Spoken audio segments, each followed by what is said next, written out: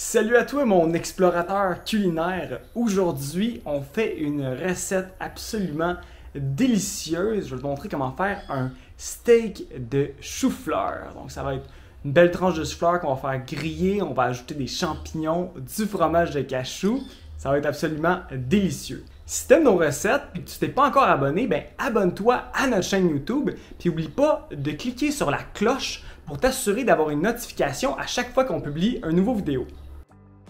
Première étape pour les steaks de chou-fleur, on va commencer par retirer les feuilles du chou-fleur. On va retirer les feuilles les plus grandes directement avec les mains. Ensuite, on va venir couper le tronc en deux étapes. C'est vraiment important de ne pas couper le tronc trop près du centre du chou-fleur, sinon on ne réussira pas à obtenir des steaks qui vont se tenir ensemble. Avec un petit couteau, on va venir couper les feuilles qui restent collées sur le tronc. Faites bien attention à ne pas couper trop creux. Une fois que le tronc est bien dégagé et qu'on a retiré toutes les feuilles, on va venir le couper une deuxième fois. Concernant la taille du chou-fleur, je vous conseille fortement de choisir un chou-fleur qui va être petit ou moyen parce qu'on va seulement pouvoir venir faire 2 tranches par chou-fleur. Lorsqu'on vient couper le chou-fleur, on va s'assurer de le couper directement dans le milieu du tronc. C'est très important si on veut conserver la forme du steak de chou-fleur. Ensuite, avec chacune des moitiés de chou-fleur, on va venir faire une tranche d'environ 1,5 pouce. Dans une poêlonne à feu moyen vif, on va venir verser un filet d'huile de pépins de raisin. On va bien l'étendre sur toute la surface de la poêlonne et ensuite on va ajouter les steaks de chou-fleur. Je vous conseille fortement de faire une pression sur le centre du chou-fleur parce que c'est la partie qui va griller le moins rapidement. Après 3 à 4 minutes de cuisson, les tranches de chou-fleur devraient être grillées d'un côté, donc on va venir les retourner. Faites bien attention lorsque vous les retournez parce que c'est possible qu'il y ait une partie de la tranche de chou-fleur qui se détache. S'il y a une partie du steak de chou-fleur qui s'est décollée, c'est pas plus grave que ça, on va venir le recoller ensuite à l'aide de fromage de cachou. Au tout début de la cuisson, puisque le steak de chou-fleur était cru, j'utilisais mes mains pour venir faire la pression. Maintenant qu'il est grillé, qu'il est chaud, j'utilise une spatule pour éviter de me brûler.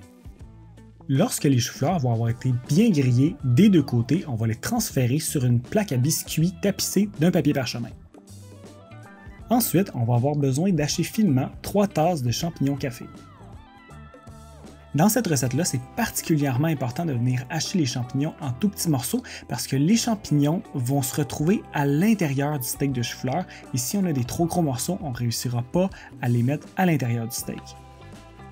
Dans une poêlonne à feu moyen élevé, on va venir verser une cuillère à soupe d'huile de pépins de raisin. On va ensuite ajouter tous les champignons café.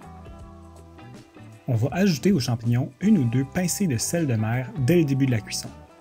Pour la recette de steak de chou-fleur, c'est vraiment très important de venir faire griller les champignons. On veut que les champignons changent de couleur et passent de brun à doré. Pourquoi est-ce qu'on veut venir faire griller autant les champignons? C'est parce qu'ils vont venir ajouter de la texture au steak de chou-fleur. Une fois que les champignons sont bien grillés, on va les transférer dans un pot et on va ajouter 3/4 de tasse de fromage de cachou. On va s'assurer de bien mélanger le tout ensemble à l'aide d'une fourchette. On arrive ici au point le plus important de la recette. Assurez-vous de bien remplir tous les trous du chou-fleur avec le mix champignons et fromage de cachou. Lorsque tous les trous vont avoir été bien remplis, on va venir étendre un petit peu de fromage de cachou sur toute la surface du chou-fleur. Ensuite, on va venir retourner le chou-fleur et faire la même opération de l'autre côté. Faites bien attention ici lorsque vous retournez les steaks de chou-fleur, ils sont vraiment très délicats. S'il y a un morceau de chou-fleur qui s'est décollé de la tranche, vous pouvez l'enduire de fromage de cachou et venir le recoller à la tranche. Les deux morceaux vont fusionner ensemble dans le four grâce au fromage de cachou. Maintenant, on va vous montrer comment utiliser les morceaux de chou-fleur restants qu'on n'a pas utilisés pour le steak de chou-fleur. Dans une poêlonne à feu moyen vif, on va venir verser un filet d'huile de pépins de raisin. Ensuite, on va ajouter tous les morceaux de chou-fleur qu'on n'a pas utilisés pour les steaks de chou-fleur. Si vous voyez qu'il y a des morceaux qui sont un petit peu trop gros, n'hésitez pas à les casser en 2 ou en 3 avec vos mains. On va faire cuire les choux-fleurs de 5 à 7 minutes jusqu'à ce qu'ils soient légèrement grillés. Ensuite, on les retire de la poêlonne, on va les transférer dans un grand bol et on va ajouter du fromage de cachou. Donc ici, allez-y à l'œil pour la quantité de fromage de cachou que vous allez mettre. Assurez-vous simplement de bien mélanger. Finalement, on va les transférer sur la même plaque à cuisson que les steaks de chou-fleur. On va mettre le tout dans le four à 350 degrés pendant 45 minutes. Pendant que les steaks de chou-fleur sont dans le four, on va préparer le gravy. Dans la capsule ici, on vous propose comme accompagnement les frites de légumes, mais vous pourriez aussi bien les remplacer par les patates pilées ou les petites fèves à l'asiatique. D'ailleurs, si ça t'intéresse, j'ai un e-book gratuit pour toi qui contient nos meilleurs repas vegan gourmands. Tu as juste à cliquer sur le lien ici en dessous.